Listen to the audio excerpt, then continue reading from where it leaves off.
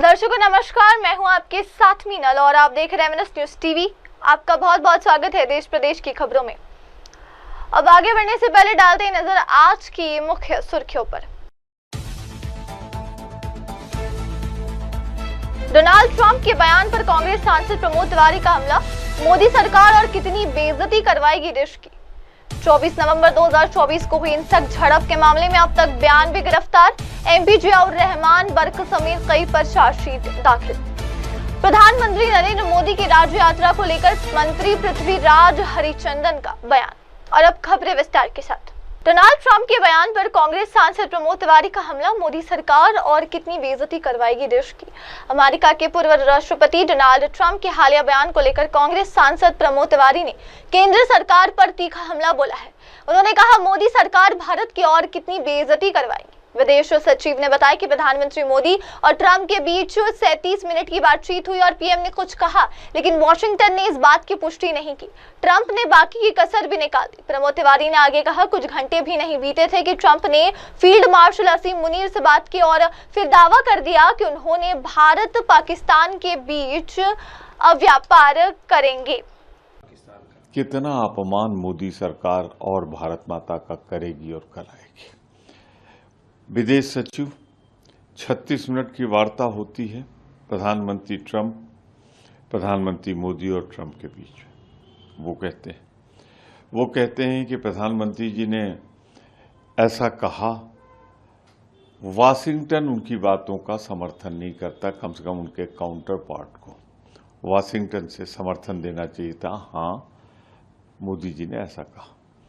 और रही सही लुटिया डुबोदी ट्रंप ने, कुछ घंटे भी नहीं बीते, दिन तो छोड़ दीजिए, फिर उन्होंने फील्ड मार्शल मुनीर के साथ वार्ता की और कह दिया कि मैंने दोनों देशों की युद्ध रुकवाया, मैंने ही दोनों के युद्ध रोके और अब मैं ही ट्रेड कराने जा रहा हूं, व्यापार कराने जा रहा हूं। कितना अपमान और हम सहेंगे। याद आती हैं बहुत इंदिरा जी, जब उन्होंने निक्सन को उसके मुंह पर ये कह दिया था कि भारत की शक्ति क्या है। सर, ईरान वहाँ ईरान में जो फंसे हुए भारतीय। और अब आगे बढ़ते हैं। 24 नवंबर 2024 को हुई हिंसक झड़प के मामले में अब तक 92 गिरफ्तार, MP जियाउर रहमान बर्क समेत कई पर चार्जशीट दाखिल। बीते 24 नवंबर 2024 को संभल में हुई हिंसक झड़प के मामले में पुलिस ने अब तक की कार्रवाई की जानकारी देते हुए कहा कि कुल 12 मामले दर्ज किए गए थे, जिनमें से 7 मुकदमे पुलिस ने स्वयं दर्ज किए। उन्होंने बताया कि सांसद जियाउर रहमान बर्क, जामा मस्जिद सदर के प्रमुख जफर अली सहित अन्य लोगों के खिलाफ केस नंबर 335 के तहत चार्जशीट दाखिल की गई है। वही एक आरोपी सोहेल इकबाल को पुलिस ने क्लीन चिट दे दिया है क्योंकि उसके खिलाफ कोई सबूत नहीं मिले। 24 नवंबर 2024 को कोर्ट के द्वारा दिए गए आदेश के बाद में किए जा रहे सर्वे में भीड़ ने काफी उसमें उपद्रव की स्थिति उत्पन्न की, हिंसा भी की, गाड़ियां भी जलाई। कुल 12 मुकदमे उसमें दर्ज किए गए थे। उसमें 7 पुलिस के द्वारा दर्ज किए गए, 5 आम जनता की एप्लीकेशन पे दर्ज किए गए थे। सभी मुकदमों में कल चार्जशीट हैं वो कंप्लीटली पुलिस के द्वारा कहा जा सकता है कि चार्जशीट दाखिल कर दी गई है। कुल 92 लोग गिरफ्तार करके जेल भेजे गए हैं अभी तक। कल 335/24 जो अभियोग है उसमें जो चार्जशीट हुई है वो सांसद जियाउर रहमान बर्क, सदर जामा मस्जिद जफर अली और अन्य लोगों के खिलाफ चार्जशीट हुई है। और एक नामजद अभियुक्त जिनका नाम सोहेल इकबाल था, उनको पुलिस के द्वारा एक्सोनरेट भी किया गया है क्योंकि उनके खिलाफ कोई भी साक्ष्य नहीं मिले हैं। सांसद और जफर अली और अन्य के खिलाफ बखूबी साक्ष्य पाए जाने के बाद पुलिस ने चार्जशीट किया है। पुलिस के द्वारा माननीय न्यायालय में पैरवी करके जल्द से जल्द इन मुकदमों का सभी मुकदमों में चार्जेस फ्रेम करके ट्रायल पे लाए जाएंगे और ट्रायल में प्रभावी पैरवी करके सजा दिलाए जाने का कार्य किया जाएगा। सर, बात करें 24 नवंबर के दिन कितनी FIR टोटल दर्ज की गई? कुल 7 मुकदमे पुलिस की तरफ से दर्ज किए गए थे। 4 मुकदमे जो 4 लोगों की डेथ हुई थी उनके परिवारजनों की तरफ से दर्ज किए गए थे एक मुकदमा मुरादाबाद में 0 एफआईआर के रूप में रजिस्टर किया गया था, जिसको बाद में यहां पे एफआईआर के नए नंबर पे रजिस्टर करने के बाद में विवेचना की गई। सभी केसेस के अंदर पुलिस के द्वारा तमाम साक्ष्य, जिसमें बैलिस्टिक रिपोर्ट है, मेडिको लीगल एक्सपर्ट ओपिनियन है, उसके अलावा जो वेपन्स की जितनी भी रिपोर्ट्स हैं और जो लोगों की डेथ हुई थी उनकी पोस्टमार्टम रिपोर्ट्स हैं, उन सभी को एनालिसिस करते हुए अभियोजन से एक्सपर्ट ओपिनियन लेते हुए राय के आधार पे माननीय न्यायालय में सारी चार्जशीट हैं वो दाखिल की जा चुकी हैं और विद इन 6 मंथ्स इन सभी केसेस के अंदर पुलिस के द्वारा सजा कराए जाने के प्रभावी पैरवी की जाएगी।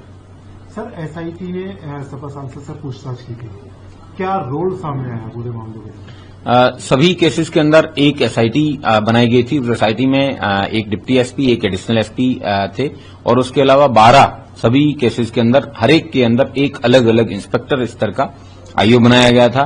इनमें जो ये 335/24 है, इसमें डिटेल्ड पूछताछ है वो सांसद जियाउर रहमान बर्क से की गई थी। इसमें एक निश्चित तिथि है वो उनके द्वारा निर्धारित की गई थी। उसमें उनसे विभिन्न प्रकार के सवाल है वो 4-5 घंटे तक किए गए थे। उसके अलावा टेक्निकल एविडेंसेज हैं वो पुलिस ने पूर्व में कलेक्ट किए गए थे, जिसमें सीडीआर एनालिसिस है, आईपीडीआर एनालिसिस है, व्हाट्सएप कॉल्स हैं और उनसे अलावा इतर जो अन्य लोग पकड़े गए थे उनके जो व्हाट्सएप ग्रुप्स हैं उसमें विभिन्न प्रकार की संलिप्तता है। तो जो 19 तारीख को जब सर्वे किया गया था तो एक ये संवेदनशील जनपद है, उसके बाद जो वक्तव्य दिए गए उसके बाद में काफी संवेदनशील माहौल हुआ और 22 तारीख को ये अति संवेदनशील में बदल गया क्योंकि उसमें भड़काऊ भाषण दिए गए थे और 24 तारीख को जो अति संवेदनशील माहौल के अंदर पुलिस के द्वारा पर्याप्त सुरक्षा में जब करवाई जा रही थी सर्वे को, तब भीड़ को इकट्ठा करके और आंदोलित किया गया और उस भीड़ के द्वारा उग्र भीड़ के द्वारा आगजनी भी की गई, जिसमें करोड़ों रुपए का नुकसान भी हुआ और उसके साथ साथ संभल का नाम भी खराब हुआ और 28-29 पुलिसकर्मी और प्रशासन के लोगों को चोटें आई और 4 लोगों की जान भी गई। तो एक बड़ा ही अनफॉर्चुनेट इंसिडेंट था, लेकिन पुलिस के द्वारा सभी केसेस के अंदर प्रॉपर तरीके से इन्वेस्टिगेशन करके मेरिट के आधार पे, जिसमें कई लोगों को पुलिस ने साक्ष्य नहीं पाए जाने पे फ्री भी किया है, जो ये दर्शाता है कि पुलिस के द्वारा जो भी इन्वेस्टिगेशन है वो मेरिट पे किए गए हैं और मैं उम्मीद करता हूं कि जल्दी इसमें प्रभावी पैरवी करके सजा दिलाई जाएगी। अब बढ़ते अगली खबर की ओर। प्रधानमंत्री नरेंद्र मोदी की राज्य यात्रा को लेकर मंत्री पृथ्वीराज हरिचंदन का बयान सामने आया, जहां वो कह रहे हैं कि प्रधानमंत्री नरेंद्र मोदी की राज्य यात्रा को लेकर राज्य सरकार ने तैयारियां पूरी कर ली है। इस संबंध में मंत्री पृथ्वीराज हरिचंदन ने जानकारी देते हुए कहा, प्रधानमंत्री मोदी कल यहां पहुंच रहे हैं। उनकी यात्रा एक निर्धारित कार्यक्रम के तहत हो रही है क्योंकि हमारी सरकार को 1 वर्ष पूर्ण हो गया है। उन्होंने कहा कि प्रधानमंत्री का दौरा सरकार की उपलब्धियों को जनता के समक्ष रखने और आगामी योजनाओं की रूपरेखा साझा करने का एक अवसर होगा। राज्य भर से लोगों के जुटने की संभावना है और सुरक्षा के पुख्ता इंतजाम किए गए हैं।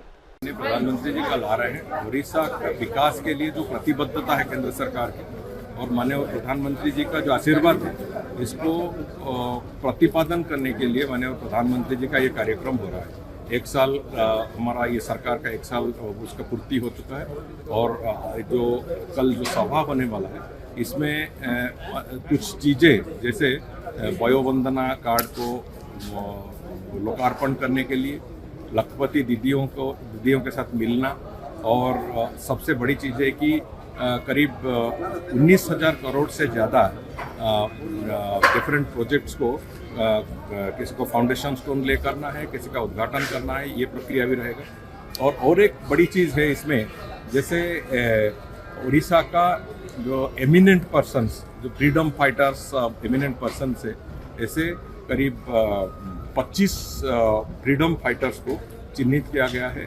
प्रारंभिक पर्याय में। उन लोगों को भी सम्मान देने के लिए एक प्रक्रिया माननीय प्रधानमंत्री जी यहाँ प्रदर्शन करेंगे और उड़ीसा को ये अंततः ये माननीय प्रधानमंत्री जी के वार्ता रहेगी कि उड़ीसा विकास के रास्ते पर चलना शुरू किया है और 2036 तक 2047 तक ये विकास की यात्रा, विकास की जय यात्रा ये चलते रहे। और अब अगली खबर। अहमदाबाद विमान दुर्घटना के बाद बीमा कंपनियों ने लगाई हेल्प डेस्क, पीड़ित परिवारों की मदद में जुटे प्रतिनिधि। हाल ही में हुई विमान दुर्घटना के बाद पीड़ित परिवारों को राहत पहुंचाने के लिए बीमा कंपनियों ने अहमदाबाद में हेल्प डेस्क स्थापित किए हैं। विभिन्न बीमा कंपनियों के प्रतिनिधि सक्रिय रूप से मृतकों के परिजनों की सहायता कर रहे हैं। इन हेल्पलाइन डेस्कों पर बीमा दावों से जुड़ी प्रक्रिया, आवश्यक दस्तावेजों की जानकारी और शीघ्र निपटारे को लेकर परिजनों को मार्गदर्शन दिया जा रहा है। अधिकारियों का कहना है कि प्रयास ये है कि पीड़ित परिवारों को जल्द से जल्द आर्थिक सहायता मिल सके और उन्हें किसी प्रकार की परेशानी का सामना न करना पड़े। जो भारत की number 1 general insurance government company है, जैसे ही ये एयर इंडिया प्लेन क्रैश का हादसा हुआ तभी हमको IRDAI जो इंश्योरेंस रेगुलेटरी डेवलपमेंट अथॉरिटी है, वहाँ से गाइडलाइन जारी की कि सब जनरल और लाइफ बीमा कंपनियों को सिविल हॉस्पिटल में हेल्प डेस्क सेटअप करना है और जो भी प्लेन क्रैश में मारे गए जो पैसेंजर्स हैं उनके रिलेटिव्स जो इधर आते हैं उनको हमें सहायता करनी है उनका दावा प्राप्ति और क्लेम सेटलमेंट के लिए। और जैसे ही हमको ये गाइडलाइन मिली, हमने उसी दिन यहाँ हेल्प डेस्क सेटअप कर दिया है हम न्यू इंडिया एश्योरेंस कंपनी ने। और हमको यहाँ अभी तक 5 पैसेंजर्स के क्लेम आ चुके हैं, जिसमें से हमने 3 लोगों के क्लेम सेटल कर दिए हैं, उनको नॉमिनी के अकाउंट में पैसे जमा कर दिए हैं और बाकी 2 लोगों के क्लेम सेटलमेंट की प्रोसेस चालू है और आज कल में वो भी समाप्त हो जाएगी। उसके अलावा हमें 2 मरीन कार्गो क्लेम की प्राप्ति हुई है, जिसमें अहमदाबाद से लंदन जो सामान जा रहा था प्लेन में उनका क्लेम आया है। उसमें एक दावा हमें शनिवार को प्राप्त हुआ था सुबह 12 बजे और हमने 3:30 बजे उसको सेटल कर दिया है 6.5 लाख रुपए में और उनके अकाउंट में पैसे चले गए हैं। और दूसरा क्लेम है जो चल रहा है वो भी 1-2 दिन में समाप्त हो जाएगा। बढ़ते अगली खबर की तरफ। झारखंड में ड्यूटी के दौरान दिल का दौरा पड़ने से शहीद हुए BSF जवान भीमराव भोजने को राजकीय सम्मान के साथ अंतिम विदाई। झारखंड में ड्यूटी के दौरान दिल का दौरा पड़ने से शहीद हुए BSF जवान भीमराव भोजने को उनके मूल गांव घोई में राजकीय सम्मान के साथ अंतिम विदाई दी गई। हजारों की संख्या में ग्रामीण, परिजन और अधिकारी उनकी अंतिम यात्रा में शामिल हुए। सैन्य सम्मान के साथ गार्ड ऑफ ऑनर दिया गया और पुष्प चक्र अर्पित कर उन्हें श्रद्धांजलि दी गई। भीमराव भोजने की देशभक्ति और सेवा को याद करते हुए ग्रामीणों ने कहा कि उन्होंने गांव और देश का नाम गर्व से ऊंचा किया है। प्रशासन की ओर से अधिकारियों ने परिवार को ढांढस बनाया और हर संभव सहायता का आश्वासन दिया।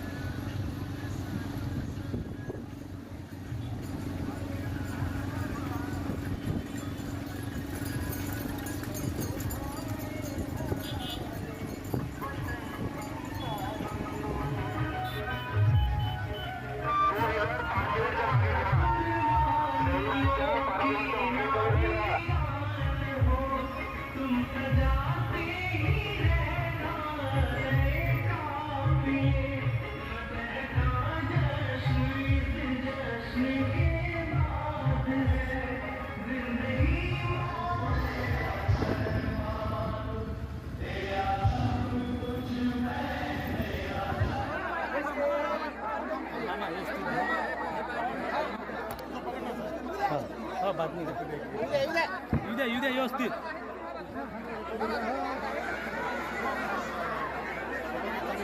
अरे त्याला सीधा करू द्या। आपल्या गावकरी मंडळी हात लावून राहिले। अगदी आपल्या सर्वांसाठी भावनिक असलेला हा प्रसंग आहे आणि आपण सर्वजण अंतःकरणापासून शहीद झालेले भोजने यांना श्रद्धांजली देण्यासाठी आलेले आहोत। कृपया त्या साईडचे असलेले सर्व नागरिक आहेत त्यांनी सुद्धा खाली बसून घ्यावे। पाठीमागे सरका थोडे थोडे।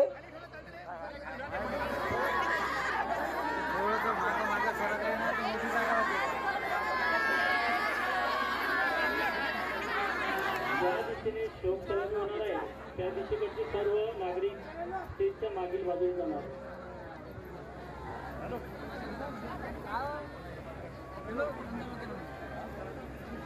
सर्व नागरिकांना कळकळीची विनंती आहे त्यांनी स्टेज समोरील बाजू खाली करावी।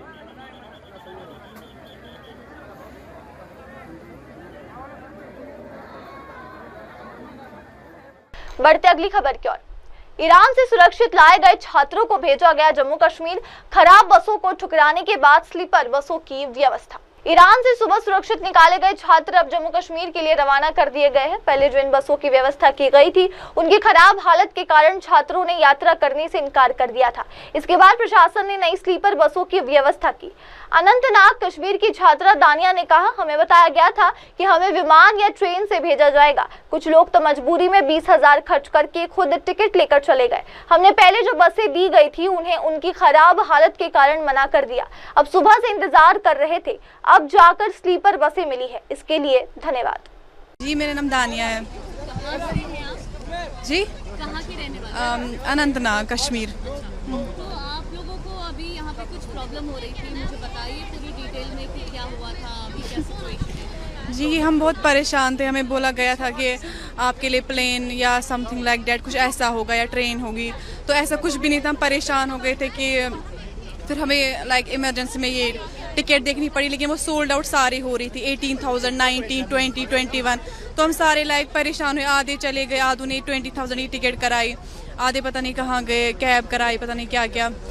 तो इसलिए हमें उम्मीद दिलाई गई कि कुछ होगा, कुछ ना कुछ होगा, आ जाएगी। लेकिन यहाँ पे लाई गई थी पहले बसेस, तो हमने वो रिजेक्ट की क्योंकि वो बहुत गंदी थी, लाइक उनमें नहीं बैठा जा रहा था। इसलिए फिर हम लोगों ने ये डिमांड की कि इसलिए ये ना ये अच्छी बस लाई जाए स्लीपर वाली। तो डेट्स वाई फिर हमें बहुत लाइक हम सुबह के 3 बजे से अभी तक हम वेट कर रहे हैं इस चीज़ के लिए कि मैं भी जाती लाइक एयर ये ना फ्लाइट से, लेकिन ऐसे कुछ ऐसे मसले हो गए तो इसलिए वो सोल्ड आउट हो गई। Like it was not available on their. अभी आप खुश हो? जी अब फाइनली आ गई वेट करके। जी बिल्कुल, थैंक यू सो मच। और अब अगली खबर। आंध्र प्रदेश के मुख्यमंत्री एन चंद्रबाबु नायडू ने वेलगापुरी सचिवालय की SIVP बैठक की अध्यक्षता की। आंध्र प्रदेश के मुख्यमंत्री एन चंद्रबाबु नायडू ने राज्य सचिवालय वेलगापुरी में आयोजित राज्य निवेश प्रोत्साहन बोर्ड की बैठक की अध्यक्षता की। इस बैठक में राज्य में निवेश को बढ़ावा देने, औद्योगिक परियोजनाओं की स्वीकृति देने और आर्थिक विकास को गति देने पर चर्चा की गई। मुख्यमंत्री ने अधिकारियों को निर्देश दिया कि निवेशकों को सुविधाजनक माहौल उपलब्ध कराया जाए और प्रक्रियाओं को तेज कर दिया जाए। और अब अगली खबर। अहमदाबाद विमान हादसे की जांच जारी, अब तक 222 शवों की हुई पहचान, पुलिस कमिश्नर GS मलिक। हाल ही में हुए विमान हादसे को लेकर अहमदाबाद के पुलिस कमिश्नर GS मलिक ने शुक्रवार को जानकारी देते हुए कहा कि जांच जारी है और इसमें कई एजेंसियां विशेषज्ञ तकनीकी पहलुओं की जांच में जुटे हुए हैं। उन्होंने कहा पुलिस अपनी ओर से जांच कर रही है, लेकिन ब्लैक बॉक्स की जांच जैसी तकनीकी जिम्मेदारियां अन्य एजेंसियां और विशेषज्ञ निभा रहे हैं। कमिश्नर मलिक ने बताया कि अब तक 222 लोगों की पहचान की जा चुकी है, जिनमें से 214 की पहचान DNA नमूनों के आधार पर हुई, जबकि 8 लोगों की पहचान बिना DNA के ही कर ली गई और उनके शव परिजनों को सौंप दिया गया। इसकी जो इन्वेस्टिगेशन का पार्ट है, एक तो पुलिस भी करती है।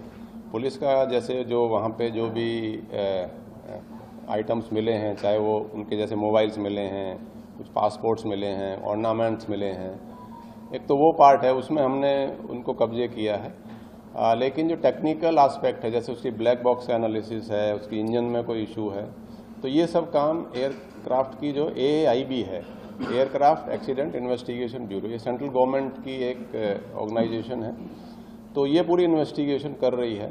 ये सारे जो वहाँ का जो एयरक्राफ्ट का जो मलबा है उसको उठा के एक जगह पे असेंबल करके उसको पूरा रिक्रिएट करेंगे, हर एक पीस को उसके जगह पे रखेंगे और उसके हिसाब से वो इन्वेस्टिगेशन आगे बढ़ाएंगे। इसके लिए उनके पास जैसे बोइंग का टेक्निकल एक्सपर्ट्स आए हुए हैं कि कहीं कि इंजन में तो प्रॉब्लम नहीं है या कुछ और हो। ब्लैक बॉक्स एनालिसिस भी ये संस्था करेगी। तो ये सब इन्वेस्टिगेशन AAIB कर रही है।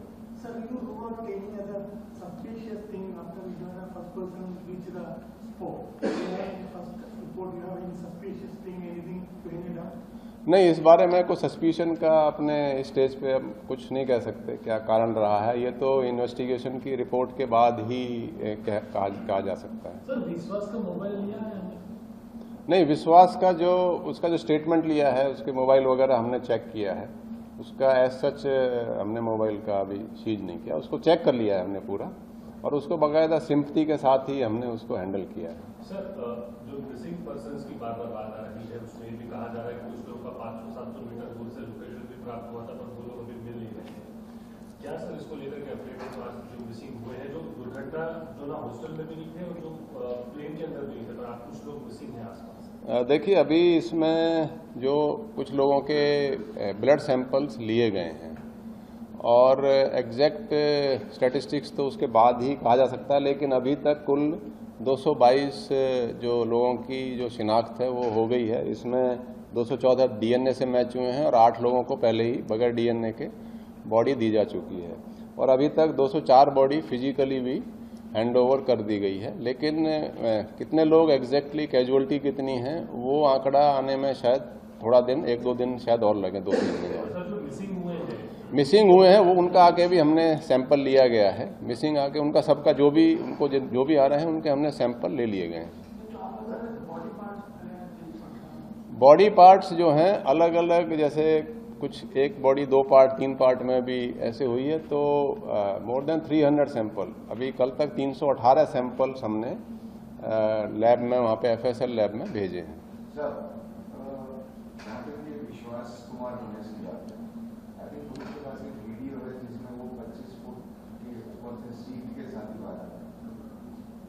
नहीं, वो अभी देखिए पार्ट ऑफ इन्वेस्टिगेशन है, उसमें उसकी काफ़ी इंक्वायरी, उसकी पूछपरछ की जा चुकी है और सारे वीडियोज भी एनालाइज होंगे। इट इज जस्ट, हाँ वो भी हमने देखा है, हाँ वो सब हम रिकॉर्ड पे ले रहे हैं। Nothing suspicious it is. और उनका आपने भी स्टेटमेंट देखा होगा, वो खुद ही मतलब उसका तो बहुत ही मिरेकुलर। और अब अगली खबर, ईरान से निकाले गए छात्रों की नाराजगी, सुबह 3 बजे से इंतजार कर रहे हैं, भावनाएं आहत हुई है। ईरान के संघर्ष प्रभावित इलाकों से सुरक्षित निकाले गए छात्रों ने प्रशासनिक लापरवाही को लेकर नाराजगी जाहिर की है। छात्रों का कहना है कि उन्हें सुबह 3 बजे से इंतजार करवाया गया और उचित व्यवस्था नहीं की गई। एक छात्र ने कहा, हम खुश नहीं हैं क्योंकि हम सुबह 3 बजे से इंतजार कर रहे हैं, हमारी भावनाएं आहत हुई है। छात्रों की शिकायत के बाद पहले जिन बसों की व्यवस्था की गई थी उनकी खराब हालत को लेकर विरोध हुआ, जिसके बाद जम्मू कश्मीर सरकार ने दूसरी बसों की व्यवस्था की।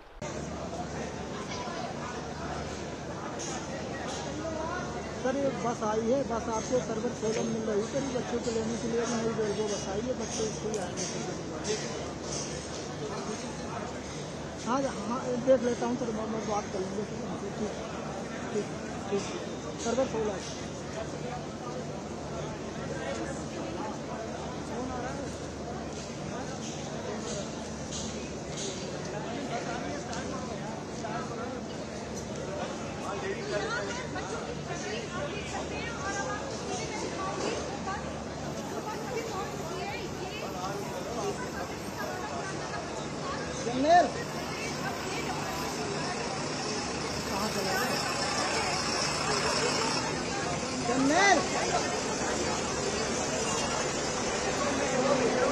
अरे यार फोन काट दो ना। काट तो दिया। हाँ उधर बात करना।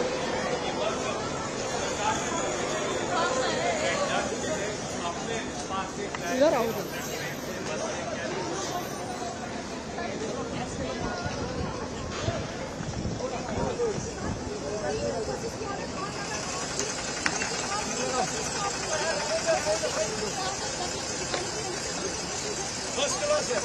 पहले गाड़ी तो लगाने दो। अरे गाड़ी तो लगवानी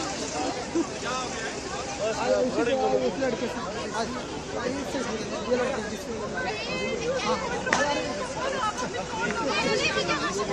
लगाओ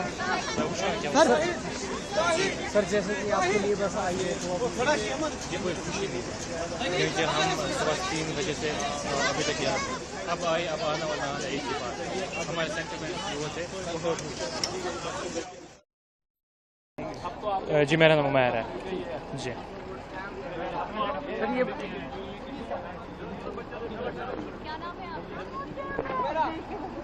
ये बोल रहे हैं जैसे कि आपके लिए अभी बस आई है तो अभी कुछ नहीं कहना है, हम तो ऑलरेडी डिसअपॉइंट हो चुके ही है, हमें जो होना था वो हो चुका है। अब लास्ट में ये वही कर रहे हैं जो उनको करना चाहिए था बहुत पहले। अगर इन्हें पहले ये चीज़ की होती तो हमें इतना सफ़र नहीं करना पड़ता। That's it. और मेरा नाम वर्दा है और हमें इतनी एक्सपेक्टेशंस नहीं रखनी चाहिए इनसे। जो भी आगे आएंगे उनको भी ज़्यादा एक्सपेक्टेशंस नहीं रखनी चाहिए। Tell your parents to do your tickets from Delhi to Kashmir your side. बढ़ते अगली खबर की ओर। अंतर्राष्ट्रीय योग दिवस पर ऑल इंडिया मुस्लिम जमात के अध्यक्ष मौलाना मुफ्ती शहाबुद्दीन रजवी बरेलवी का बयान। ऑल इंडिया मुस्लिम जमात के राष्ट्रीय अध्यक्ष मौलाना मुफ्ती शहाबुद्दीन रजवी बरेलवी ने 21 जून को मनाए जाने वाले अंतर्राष्ट्रीय योग दिवस को लेकर महत्वपूर्ण बयान दिया है। उन्होंने कहा कि योग केवल एक दिन तक सीमित नहीं रहना चाहिए, बल्कि लोगों को रोजाना योग और व्यायाम करना चाहिए। उन्होंने कहा 21 जून को अंतर्राष्ट्रीय योग दिवस मनाया जाएगा, लेकिन ये केवल एक दिन के लिए नहीं होना चाहिए। योग और व्यायाम को हर दिन का हिस्सा बनाना चाहिए, चाहे पुरुष हो या महिलाएं। इंटरनेशनल पैमाने पर 21 तारीख को योग दिवस मनाया जाएगा, तो उस दिन ही नहीं, उस दिन तो करें योग, उसी के साथ साथ में हर शख्स को हर रोज़ योग करना चाहिए, मर्द और ख़वातीन को। अगर वर्जिश करेंगी तो वो उनका जिस्मानियत बेहतर होगा और बहुत छोटी छोटी जो बीमारियां हैं वो वर्जिश से, योग से ख़त्म हो जाती हैं। मैं अपील करूंगा तमाम मदरसों से ताल्लुक़ रखने वाले तलबा और उलमा से कि वो योग दिवस के दिन अपने यहाँ योगा करवाएं, वर्जिश करवाएं और इसका अमल रोज़ाना अगर करें तो ज़्यादा बेहतर होगा। मस्जिद में योगा की कोई ज़रूरत नहीं है, इसलिए कि 5 वक्त की नमाज अपने आप में एक तरीके से योगा है। क्योंकि अब उसमें आदमी नीयत बांधता है, फिर खड़ा होता है, फिर रुकू सुजूद में जाता है, जिस्म उसका हिलता है, काफ़ी वर्जिश करता है, तो वो अपने आप में एक योगा है। इसलिए अलग से कुछ करने की उसमें ज़रूरत नहीं है। 5 वक्त वहाँ नमाज होती है, नमाज भी एक तरीके से वर्जिश है। डॉक्टर्स और अतिबा ये बताते हैं कि जो शख्स पाबंदी से अगर 5 वक्त की नमाज पढ़ता है तो बहुत सारी बीमारियों से वो पाक साफ सुथरा रहेगा। अब अगली खबर, पटना में राबड़ी देवी का नीतीश सरकार पर हमला। ये महाजंगल राज नहीं, महाराक्षस जंगल राज है। बिहार की पूर्व मुख्यमंत्री और राजद नेता राबड़ी देवी ने पटना में पार्टी कार्यकर्ताओं को संबोधित करते हुए राज्य की मौजूदा सरकार पर जोरदार हमला बोला है। उन्होंने कहा कि बिहार में कानून व्यवस्था की स्थिति बेहद खराब हो चुकी है और जनता खुद को सुरक्षित महसूस कर रही है। राबड़ी देवी ने कहा, ये महाजंगल राज नहीं बल्कि महाराक्षस जंगल राज है। लोग बिहार में सुरक्षित तरीके से घूम भी नहीं सकते। हर दिन बलात्कार, लूट और अत्याचार की खबरें आ रही है। उन्होंने पार्टी कार्यकर्ताओं से एकजुट रहने की अपील करते हुए कहा, साल 2025 के विधानसभा चुनाव नजदीक है, हमें संगठित रहना होगा कि सरकार 20 साल से जनता को लूट रही है। सरकार जब था तब बदनाम लोग करते थे, आज कांति सिंह कर दिए जंगल राज। महाजंगल राज नहीं है, राक्षस जंगल राज है। आज कोई रोड पर चल नहीं पाता है, कोई घर में घुस घुस के मारा जा रहा है, दुकान लूटा जा रहा है, बैंक लूटा जा रहा है, महंगाई बढ़ गया है, अपहरण होता है, बलात्कार होता है छोटा छोटा बेटियों पे। कोई घर बिहार में बाकी नहीं है। मर्डर दिन दहाड़े हो रहा है, बंदूक हथियार लोग लहराया जा रहा है सरकार के आदमी, और सारा काम सरकार के लोग कर रहा है। आज मीडिया के भाई हमारे हैं, वो लोग के बारे में कुछ नहीं दिखाता है। लोग हम लोग का पार्टी में कुछ काम हो जाता है तो महीना दिन चलता रहता है, लेकिन सरकार के घर में क्या नहीं हो रहा है। सरकार के घर में दारू पकड़ा रहा है, सरकार के आदमी काम कर रहा है और गरीब मारल जा रहा है। तो इसीलिए हम सब पार्टी के लोगों से मेरा अनुरोध है कि आप लोग एकजुट होइए। आप देखिए रहे हैं सरकार में क्या हो रहा है, एकजुट होने की जरूरत है। हमारे महिलाएं हैं, बेटियां हैं, भाई है, बंधु है, जोड़ने के पार्टी के मजबूत आगे बढ़ाने के मजबूती करने की जरूरत है। 2025 चुनाव है, और चुनाव में घोषणा सरकार कर रही है, शिलान्यास कर रही है, जनता के ठग रही है। 20 साल से जनता के ठग रही है सरकार, सबको मालूम है। मोदी जी आते हैं तो कहते हैं कि 5 किलो अनाज देते हैं। 5 किलो अनाज में क्या होगा? जो ना घर में 5 गो परिवार है, 10 गो परिवार है, तो 5 किलो कितना अनाज चलेगा? वो तो एक ही दिन में 5 गो परिवार है तो एक ही दिन में खत्म हो जाएगा, एक ही टाइम में। तो ये धर्म में जनता के डाल के सरकार बनाते हैं धर्म के नाम पर, तो गलत बात है। देश भर के लोग जान रहा है, बिहार के लोग जानता है। पहले गरीबों के रास्ता नहीं चलने देता था लोग। पहले गरीबों के खटिया पर नहीं बैठने देता था लोग, कुआं के पानी नहीं भरने देता था लोग।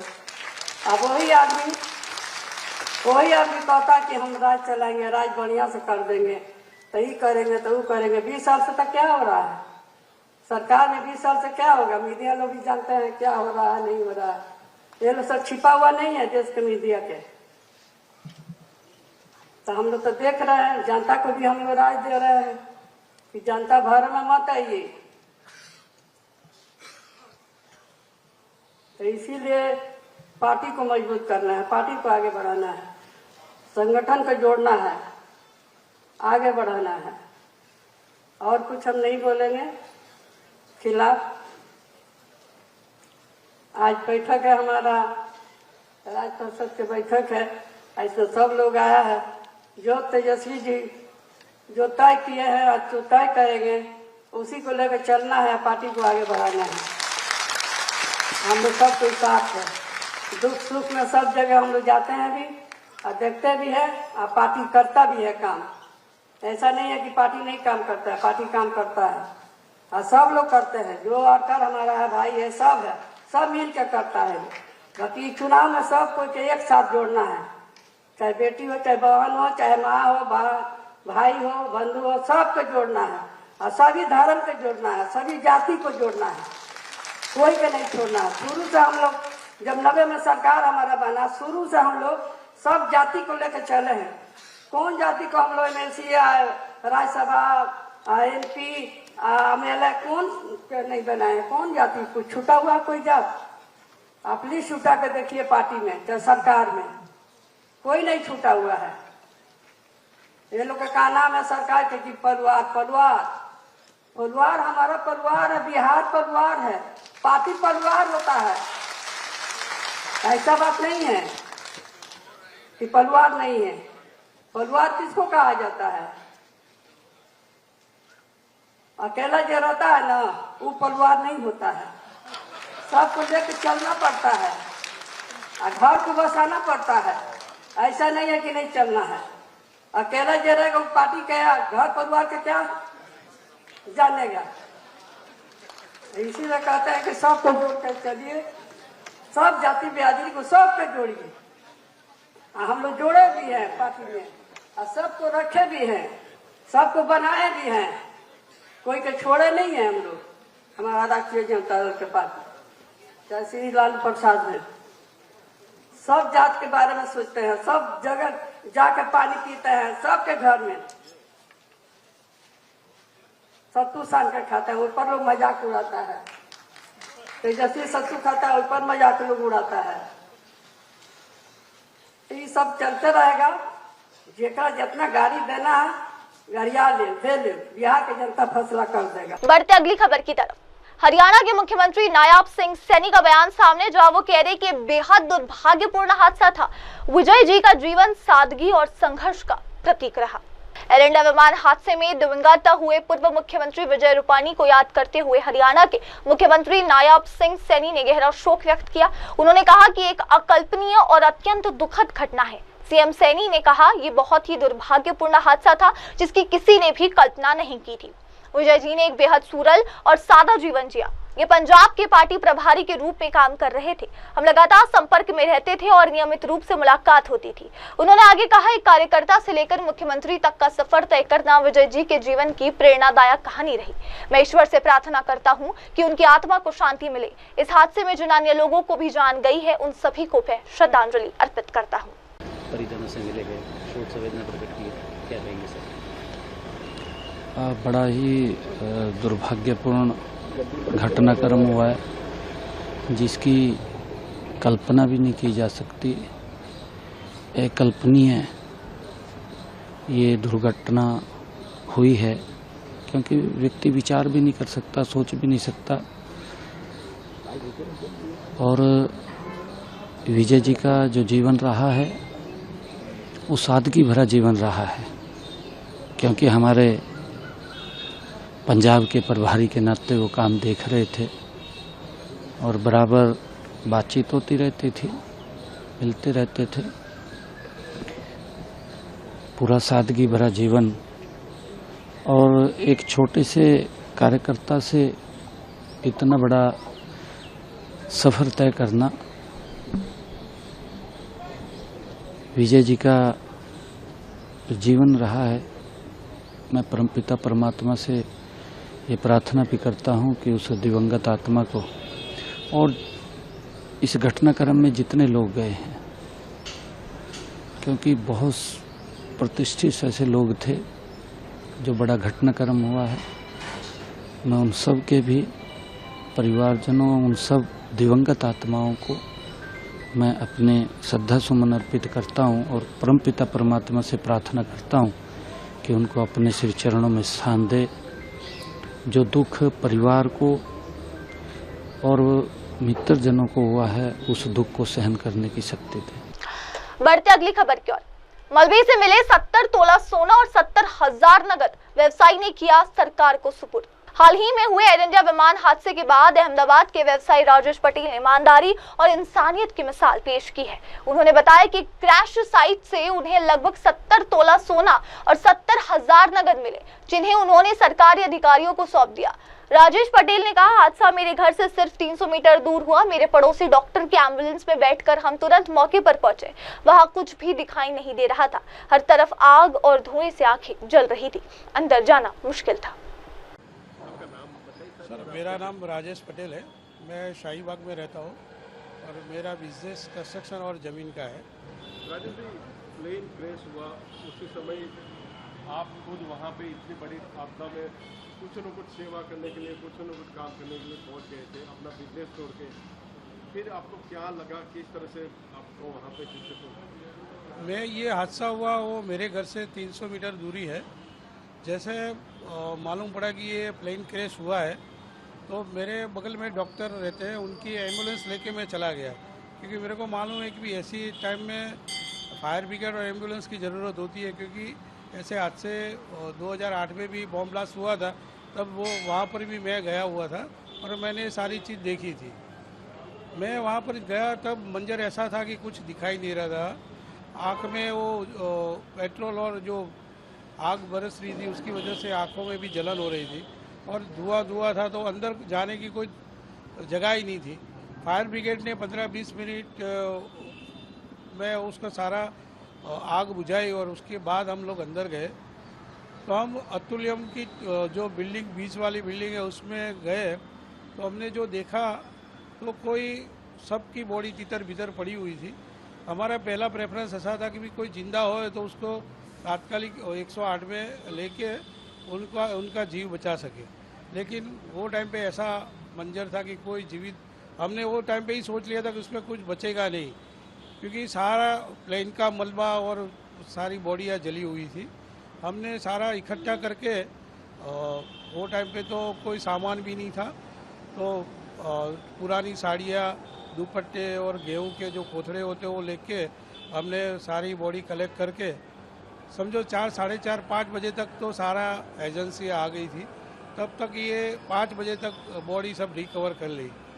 उसके बाद हम आधा घंटा हम बैठे वहाँ पर और हम हमारे साथ 5-6 लोग भी और थे। तो उन्होंने सोचा कि अब कुछ ना कुछ तो ये सारा, कोई आदमी को जीव नहीं बचा सके तो उसकी कोई चीज़ होए तो उसको अपने ढूंढे। तो हमने एक लोखंड का रोड और 2-4 लकड़ियाँ लेके वहाँ पर नीचे देखा तो जो 7 किलो की बैग वाला जो लगेज वाला रूम है, वो लगेज वाला पार्ट्स में से कई सारे बक्से मिले, जली हुई बैगें मिली। तो उसको फंबोला और खोला तो उसमें 4 ब्रिटिश पासपोर्ट मिले, 6 इंडियन पासपोर्ट मिले, कई सारे जले हुए मोबाइल, लैपटॉप, आईपैड, ये सारी चीज़ें जली हुई थी। एक पैसेंजर का तो चालू मोबाइल ही मिला हमको, जो उसकी स्क्रीन टूटी हुई थी लेकिन उसका कोई ऑपरेटिंग चालू नहीं हो रहा था। उसके बाद जो अंदर की बैगें खोले, कवर खोले तो कई सारे गहने मिले, पाउच मिले, शादी में यूज़ होती है वैसी ज्वेलरी भी मिली। वो सब मिला के 70-80 तोला जो गोल्ड था वो हमने वहाँ पर जो ऑफिसर थे हमको जो बताया गया था, वो 5-6 बैगे भर के यानी थैले भर के हमने उनको सुपुर्द की। उसके बाद हमने ऐसा सोचा कि भी ये कुछ चीज़ें, अभी कोई आदमी तो बचा नहीं है लेकिन उनको परिवार को उसकी आखिरी निशानी मिले, ऐसा हमारा ट्राई था। हमने करीबन 9:30-10 बजे तक वहाँ पर डटे रहे और जो भी चीज़ हाथ में लगी, भगवान की गीता भी हमको मिली थी, कृष्ण भगवान की छोटी मूर्तियाँ, चांदी के बर्तन, ये सारी चीज़ें हमने इकट्ठे करके सरकारी ऑफिसर को हमने दे दिया था। ये सारा मंजर देख के ऐसा लग रहा था कि भी मानवता की ज़रूरत पे ये काम करना हमारा फर्ज था और यही चीज़ जो मृतक है उनके परिवारजनों को मिले और उसकी आखिरी निशानी उनको संभाल के रखे, ऐसा हमारा मोटिव था। कितना गोल्ड का आपको भत्ता मिला और आपने अगर आप नहीं होते और आपकी जगह कोई दूसरा होता तो आदमी क्या करता, मगर आपके मानवता ह्यूमनिटी दिखाई कि वो किसी और का क्या मोटिव है वो तो हमको मालूम नहीं है, लेकिन ऐसे माहौल में लोग वो अलग अलग तरीके से सोच के वो घर जेब में भी कुछ चीज़ें डाल देते, लेकिन हमारे पास हमारा दिमाग भी ऐसा था कि हम किसी की मदद कर सके। ये सारी चीज़ में मैंने कभी एक फ़ोटोग्राफ भी नहीं लिया है, मेरा मोबाइल मैंने यूज़ किया ही नहीं है। हमारा मोटिव यही था कि भी जो जो चीज़ें मिले उसको इकट्ठा करके, हम किसी को बचा तो नहीं सके लेकिन ये चीज़ें मिलके उनकी आखिरी निशानी उनके परिवारजनों को मिले, ऐसा ही हमारा मोटिव था। कितना गोल्ड होगा? गोल्ड करीबन 70 से 80 तोला गोल्ड था और 50 से 70 हज़ार कैश था, वो 500 की नोटों में था। और सारी गड्डियाँ करके हमने ऑफिसर को दे दी थी। आपने पुलिस को सौंपा, क्या पूरी प्रोसीजर रही, क्या किस तरह से? नहीं, वहाँ पर 2 PI थे, IPS थे और सारे NSG कमांडर, हम 5-6 लोगों के अलावा, सरकारी ऑफिसर के अलावा और कोई नहीं था, क्योंकि वहाँ तक तो अमित भी आने वाले थे, होम मिनिस्टर, तो उसकी वजह से हम जो जवाबदार व्यक्ति थे वही लोग हाजिर थे। अगली खबर, पश्चिम बंगाल स्थापना दिवस पर विवाद, मंत्री फरहाद हाकिम बोले हम बंगाल दिवस नहीं बैसाखी मानते हैं। पश्चिम बंगाल में स्थापना दिवस को लेकर छिड़े विवाद पर राज्य सरकार के मंत्री फरहाद हाकिम ने कड़ी प्रतिक्रिया दी है। उन्होंने सवाल उठाते हुए कहा कि अचानक कल बंगाल दिवस क्यों मनाया जा रहा है, क्या ये शुभेंदु अधिकारी का जन्मदिन है। फरहाद हाकिम ने कहा बंगालियों के लिए असली उत्सव का दिन बैसाख महीने का पहला दिन यानी बंगाली नववर्ष का पहला दिन होता है, हम उसी दिन को अपना उत्सव मानते हैं। कल क्या है? शुभेंदु अधिकारी का जन्मदिन है क्या है? कल फट से बंगाल दिवस क्यों? हम बंगाली, हमारे पहला वैशाख जो है वो बंगाली न्यू ईयर्स डे है और उसी दिन हम लोग बंगाल में आनंद करते हैं। हमारा ये प्रोविंस बंगाल प्रोविंस था जहाँ पर बंगाल, बिहार, उड़ीसा सब हम लोग एक साथ थे। दूसरे प्रोविंस क्यों मनाता है, दूसरे स्टेट एक एक जगह? जब वो बना है, बिहार जिस दिन बना वो बिहार दिवस हुआ, उड़ीसा जिस दिन बना उड़ीसा दिवस हुआ। हमारा तो बंगाल एक साथ था सिराजुद्दौला का टाइम से, उसको डिफरेंट टाइम में अंग्रेज ने तोड़ा है। बिहार बनाया है, बंगाल बना है, यहाँ पर ईस्ट बंगाल बनाया था, वेस्ट बंगाल बनाया था। तो बंगाल दिवस एज सच कुछ नहीं है, मगर हम लोग एक पहला वैशाख के दिन, बैसाखी के दिन या हमारे बंगाली न्यू ईयर के दिन हम लोग बंगाल दिवस मनाते हैं और वो मना चुके हैं। अब जो बंगाली बोलना नहीं जानते हैं, जो नहीं जानते हैं जो शरद चंद्र कौन है, विद्यासागर कौन है, तो वो अभी बंगाल दिवस मना रहे हैं। तो यही फर्क है। हम बंगाल के लोगों उत्साह के साथ हमारे पहला वैशाख, इसे हम बंगाली न्यू ईयर और बंगाल दिवस मना रहे हैं और मनाते रहेंगे। लोग तोड़ने को सेलिब्रेट करता है, हम लोग जोड़ने को सेलिब्रेट करते हैं। बंगाल को तोड़ा गया था जो हम लोग के लिए दुखदायक है। ये बंगाल को तोड़ने के खिलाफ में रविंद्रनाथ टैगोर ने रास्ता में उठाया और कहा था बांग्लार माटी, बांग्लार जल, बांग्लार वायु, बांग्लार स्थल, पुण्य हो पुण्य हो पुण्य हो गए भगवान। कहा था बांगालीर घरे जो तो भाई बहन एको हो गे भगवान। तो हम लोग जोड़ने का काम करते हैं और उन लोग तोड़ने का दिवस को मनाते हैं। हम उस दिन हमारा शोक दिवस है। और अब अगली खबर, सिलीगुड़ी विधायक निधि के कार्यों में देरी पर बोले बीजेपी नेता शंकर घोष। 6 से 14 महीने तक नहीं मिलती मंजूरी। भारतीय जनता पार्टी के नेता और विधायक शंकर घोष ने विधायक स्थानीय क्षेत्र विकास निधि यानी कि एलएडी फंड के तहत सिलीगुड़ी में हो रहे कार्यों की सुस्त रफ्तार पर नाराजगी जताई। उन्होंने कहा, हर विधानसभा क्षेत्र में 60 से 70 लाख की एलईडी निधि होती है जिसका उपयोग विकास कार्यों के लिए किया जाना होता है, लेकिन सिलीगुड़ी में जब हम प्रोजेक्ट्स जिलाधिकारी के पास भेजते हैं तो उन्हें मंजूरी मिलने से 6 से 14 महीने तक का समय लग जाता है। घोष ने आगे कहा कि इस विलंब के चलते सांसद निधि का समय पर उपयोग करना मुश्किल हो रहा है और कई योजनाएं लटक जाती है या फिर रद्द हो जाती है। देखिए, हमारा हर विधायक पश्चिम बंगाल के एमएलए लैड बोल के एक फंड है, 60 लाख वो 70 लाख के किया गया है। तो मैंने देखा सिलीगुड़ी असेंबली के अंदर जब भी मैं प्रोजेक्ट जमा करता हूँ डीएम के पास, उस प्रोजेक्ट को कंप्लीशन करने में 12 महीना, 14 महीना, 6 महीना, 8 महीना लगता है। इतना दिन लगने से हम लोग जो एमपी लैड को यूटिलाइजेशन करने के लिए जो स्टिपुलेटेड टाइम है, उस टाइम में हम लोग खर्चा नहीं कर पाएंगे। तो इस वजह से क्या होगा, जितना हमको मिलेगा वो हम लोग यूटिलाइज नहीं कर पाएंगे। तो इस बारे में मैंने स्पीकर साहिब, डीएम, कॉरपोरेशन का mayor, SJDA, departmental minister, home minister, chief secretary और लास्टली मैंने सीएम मैम को इस बारे में इंटीमेट किया। लेकिन ये अनफॉर्चुनेट है, nobody is responding on this particular matter. So last of all मैंने कल विद इन द असेंबली मैंने इस बारे में बोला कि मैं आज सिंबॉलिक ये प्रोटेस्ट, लोगों को तो जानना चाहिए, अरे हमारा विधायक कितना काम करता है ये तो जानना चाहिए। और मैं हर दिन हमारे नॉर्थ बंगाल, पश्चिम बंगाल, सिलीगुड़ी को लेकर सिलीगुड़ी, कोलकाता होकर दिल्ली तक मैं हर वक्त मैं I am on my feet. तो उसके वजह से हम लोगों को जितना लाभ मिलना चाहिए उन्हें मिला। मैं और राजू रिश्ता एमपी साहब दोनों मिलकर ये काम बहुत अच्छी तरीके से करते हैं।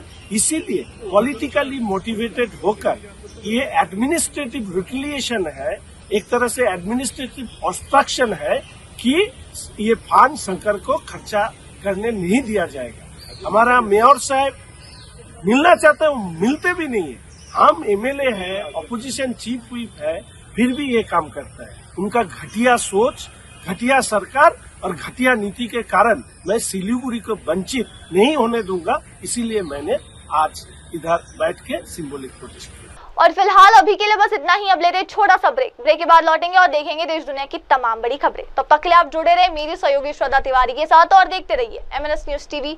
नमस्कार। नमस्कार, मैं हूं Abhishek Bachchan. Keep watching MNS news. आप देख रहे हैं MNS न्यूज, सच जरूर।